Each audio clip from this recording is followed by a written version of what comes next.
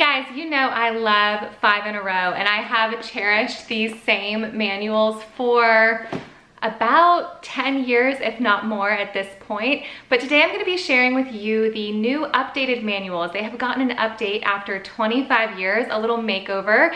All good things, all things that are going to be greatly beneficial for those of us who use 5 in a row while still maintaining the same stories and the same activities and all of the goodness that we've built memories upon over the years.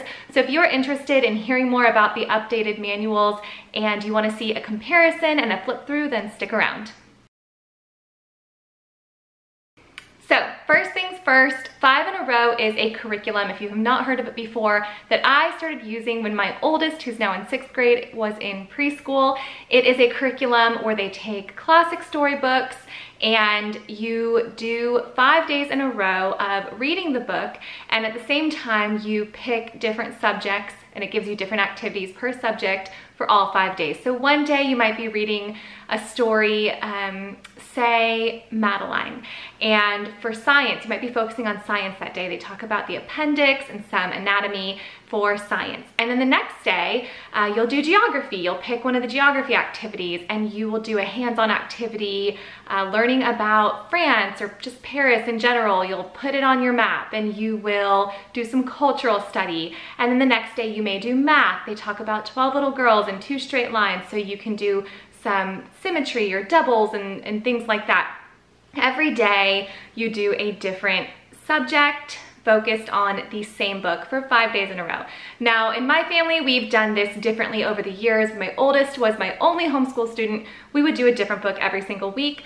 When I started having a couple of different students in my homeschool, a couple of different kids, we would kind of stretch it out, and as my kids got older and we started adding in supplemental curriculum, we would stretch it to be a couple weeks, to where when my first grader started doing 5 in a row with me when he was in preschool, my older kids wanted to be doing 5 in a row with us still, so we would call it 5 in a row Fridays, and we would read the same book every Friday that month, and we would just do the connections and the different activities on Fridays. And now we're back to the beginning where I just decided that I love the way it was designed to be, and so we will just focus 5 days in that week or over the course of a couple of weeks like we used to in the beginning. So it can be used any way you want to. It can be a full curriculum if you want to use it that way, or you can just add it in as a supplemental little source of joy, which we love doing as well. So that's kind of an overview. I do have a bunch of different videos on it, so I will link those up here, and I'm also going to link their website down below because you're gonna get the information best from the source. I'm only able to share my experience with it, so I can't cover all the bases in explaining it to you and telling you how it would work best in your family if you want to use this. But that's just a quick overview before I get into it. So these are the manuals that I have had for years. These are well loved. They were well loved by the time that I purchased them. I purchased them secondhand.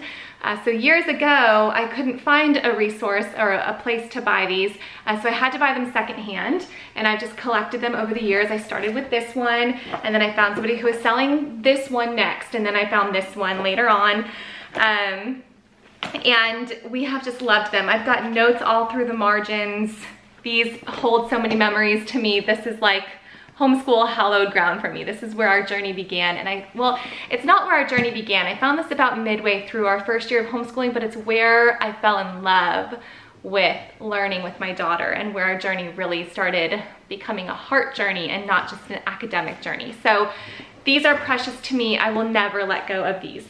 However, the new volumes, the updated after 25-year version, is beautiful and includes so much more, and I can't wait to show you guys a flip through. So there's volume 1, 2nd edition, volume 2, 2nd edition right here, and then volume 3, 2nd edition here. So those are the same 3 that I just showed you that I had the old versions of as well. And then if you purchase these from their website, they'll also send you a free copy of the color laminated story discs, which you will use to put on your map. So the new volume and the original volume all have the story discs that your students can color and put on the map. But if you'd like to have the already colored story discs. You can get those when you purchase them for free from their website as well. So a couple things to mention about the new edition before I turn the camera around and show you guys a flip through and a comparison is that the new edition has the same stories.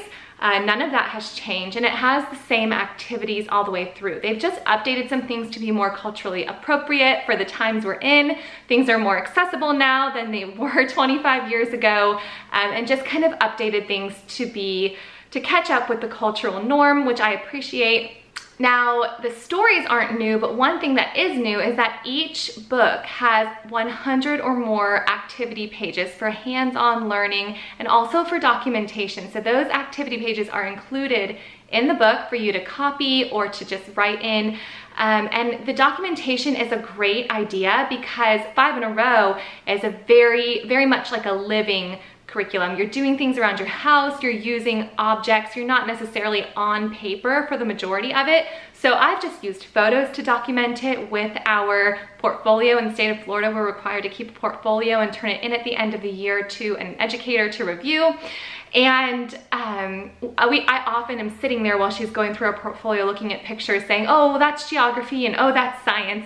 And it's great because it's acceptable. I mean, you can definitely tell what they're learning, but having those paper pages for documentation is super helpful and will make that process that much easier. Another thing that I love about the new volume is that they have sections for teachers' notes for future rows. So for me, I have things written all through the margins, and you'll see that when I show you the flip through, but there are things written in there from when Isabella was 3 and 4 years old that I reference back to now that my son Eli is in 1st grade, and I'll be like, oh, I remember when we did that project, or I'll have things highlighted and I'm like, did I highlight that for this row, or did I highlight that 10 years ago, or did I highlight that, you know, to do in the future? So having the teacher's notes pages to reference to when you are revisiting these same books in the future is super helpful, and I'm very excited to have access to that. And then another great thing that's included in the new edition is Jane herself has a step-by-step manual for those who are new to 5 in a Row, who are beginning, and also tips for those of you who have reluctant listeners who don't want to listen to the same storybook 5 days in a row. She's got all sorts of tips in there and step-by-step guide for you guys, which is really helpful because that's one thing I get asked often when I post these 5 in a Row videos is how do I get my kids to listen to the same book 5 days in a row? So all of that help is included in the new manuals. So I am going to go ahead and flip you around and show you a flip through, and if there's anything I didn't get to that you have questions about, feel free to leave those in the comments down below or reach out to 5 in a Row themselves, and also on Instagram. She's super quick to communicate on Instagram as well, and there's like a whole little community on Instagram of people who share and then she'll repost them and you can see what other people are rowing. It's sweet because 5 in a Row, when I first started, wasn't something that many of my friends were doing, and also social media, homeschool social media hadn't really picked up at that time. And so I had found like 1 or 2 different bloggers who would post that's kind of like my community that I would just kind of follow their stories. But having social media is really great because I love seeing people all over the country using 5 in a Row, and it inspires me, and I'll see something like, oh, I really want to do that next time we do this book. So reach out to me in the comments or to them online or on Instagram if you have any questions, because I would love to inspire anyone to love this curriculum as much as I do. Like I said, my memories from 5 in a Row are the ones that I will keep with me forever, and I hope my kids will as well. So many of our holiday traditions and just homeschool, our love for homeschool has been built on the foundation of 5 in a Row. So obviously you guys know I love it so much, but if anybody has any questions, feel free to leave those down below after you watch this flip through. So, all right, let's go ahead and get started. I'm gonna start here with volume 1 because that's what I'm most familiar with, and then I'm assuming most of you are familiar with if you do 5 in a Row volume 1. So here are the laminated story discs for volume 1. Now I do like having my kids color them, so I don't know if we'll be using these, but it's nice to have the option in case we just need to put one up that we've already done. Maybe we don't have time to color, or maybe they're not interested. It's just fun to have these, so I really like these. And then I'll start here at the beginning. Let me start here with the original volume 1 that I have. So the first thing here is the dedication page, and that's actually the same. Not too much has changed from the original studies and stuff like that, but what has changed are the things that have been added in. So you'll see that in just a minute. So the contents are the same, except for the few things that were added in here, like the, let's see, the tips for beginning 5 in a row and things along those lines. So this introduction is actually very similar, if not identical. And then you have about the books themselves. Then you have how to use 5 in a row. That's also in here. But then what she has in this section, and you'll notice even the same examples there. But then when it goes on into, it goes right into the story about ping. And here it has how to use 5 in a row. And it then goes into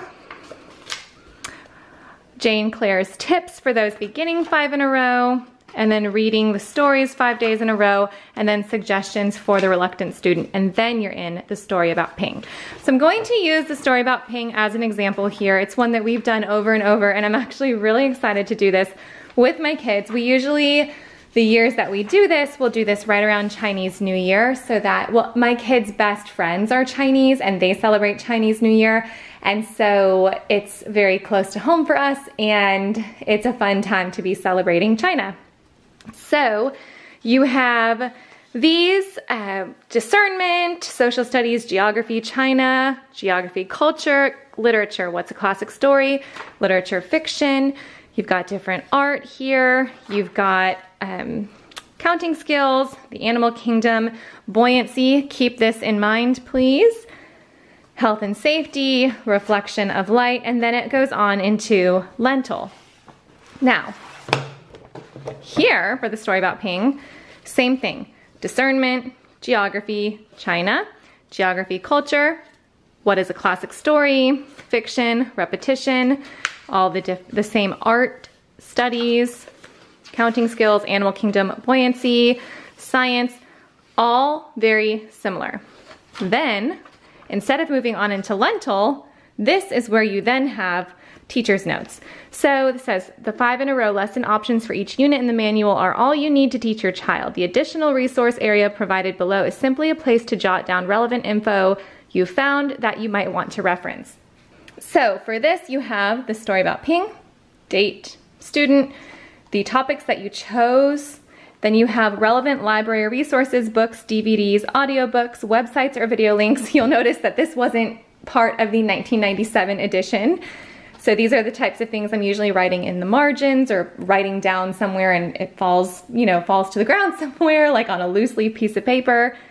Related field trip opportunities, favorite quote or memory during the study.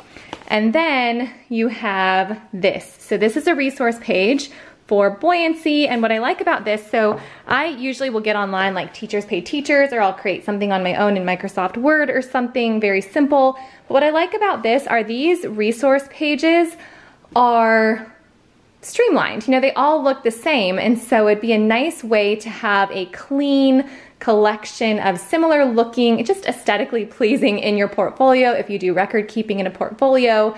And so I really appreciate this. So in both books, the wording here is the same, but then the difference is that you have this resource page, which is wonderful. So then it tells you a boy swam with a barrel attached to his back. The air inside the barrel made him float since it's lighter than water. Prediction, a statement about a future event, which is usually based on knowledge or experience.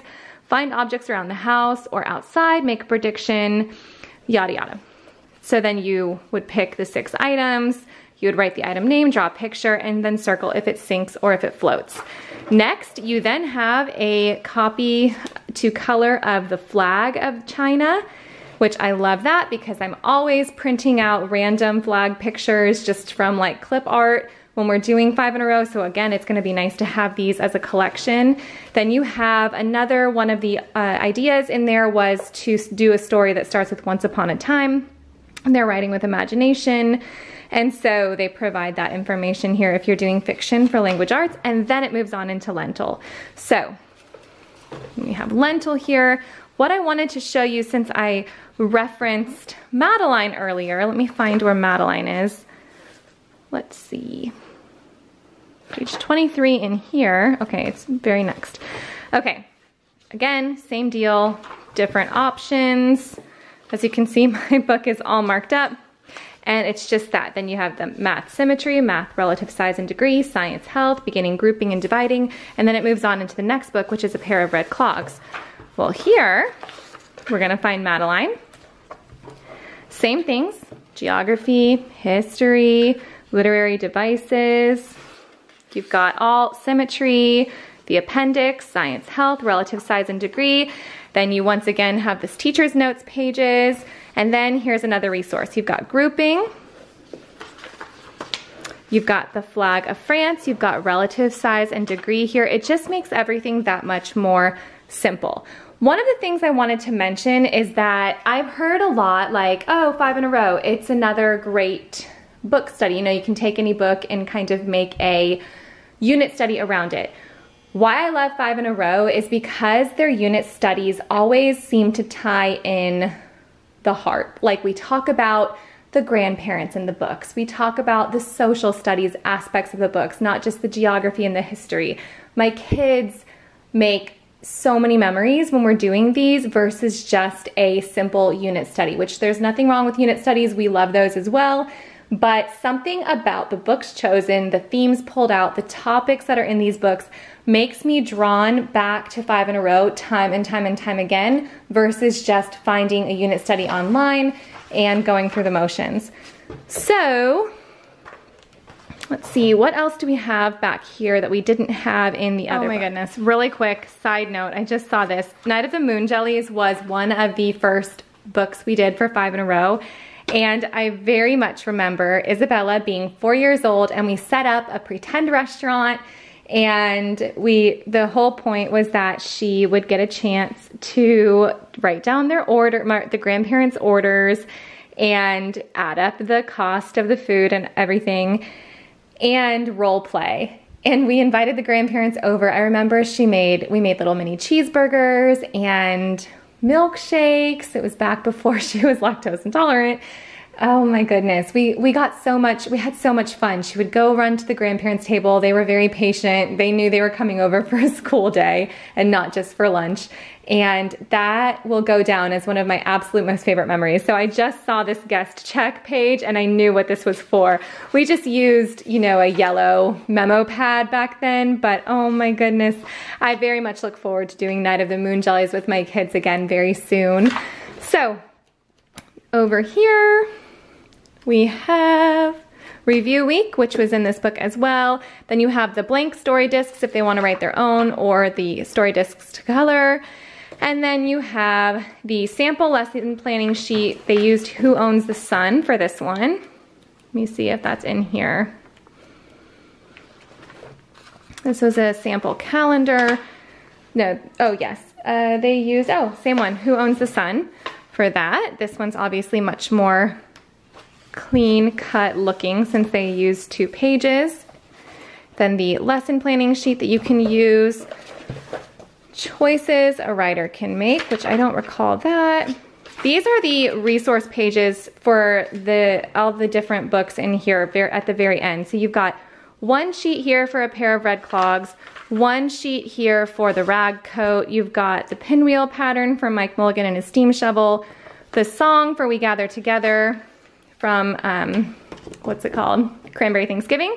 So very few of the books actually have a resource page, and then you go to a literary glossary. And then over in this book, you have choices a writer can make, choices an artist can make, the literary glossary. You have finding the books. You have integrating additional curricula, which I think is a wonderful aid in this book. You have parts of a flag, an index. And I did see something that I did want to mention before I show you a quick flip through of the other books. And I think it was from Lentil. And it kind of made me crack up a little bit. It gave me a good giggle. You have this, A Virtual Field Trip. This is a perfect example of it becoming more culturally you know, just appropriate for the times we're in. So here's how you can add something on the computer, because again, the original book was from 1997 and the only resource really used often was the library, which I love, but I get on like eBay, you know, for a lot of these things, and YouTube. And so I like that they have these sprinkled throughout as well. Create your own, is it mansard roof? And then they've got Minecraft. Now that's not something that would have been, again, in the book from 1997. So it's just something that it makes it a little more current. When you're finished, take a photo and display it here. Maybe wouldn't have put that in the original book because you couldn't just print something off your phone super quick. So there's that. So that is a comparison of books 1 and 2, and now I will give you a couple of examples from books 2, or from book volume 1, and I'll give you a couple of examples from volumes 2 and 3. Okay. Ooh, okay, there's some oatmeal in there. So I haven't, which one do I want to pick? I haven't really flipped through this one yet. Let's go with Owl Moon. That's a great one. 31, that's one we've repeated a couple of times, although Wee Gillis, again, is a favorite here as well, which I'm hoping to do this year.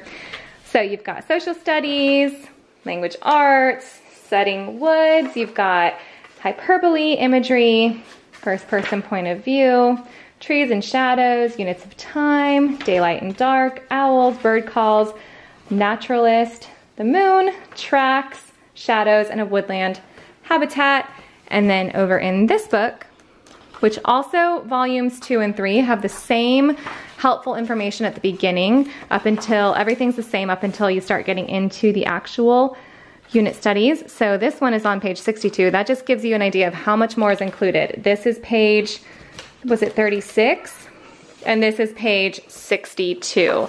So same exact things. So you're not gonna be doing too much different. If you did this with your younger kids, like for me, I would have been sad if they had changed the whole unit study. That would have made me sad, because part of the joy for me is going back through and just, you know, doing things that I remember doing with my younger ones or my older ones. And then you have, ooh, this is a great one. So you've got the moon phases, you have an aerial view page, and you have log to log hours of daylight and darkness. So that's just another example of the resources that are available, and I will pick something from volume 3 as well, and I know which one I'm gonna do. Okay, so volume 3 is just the binding's a little different. There are very few changes in this book from the other books that I was showing you, my original books. This is some of my planning pages just stuck in there.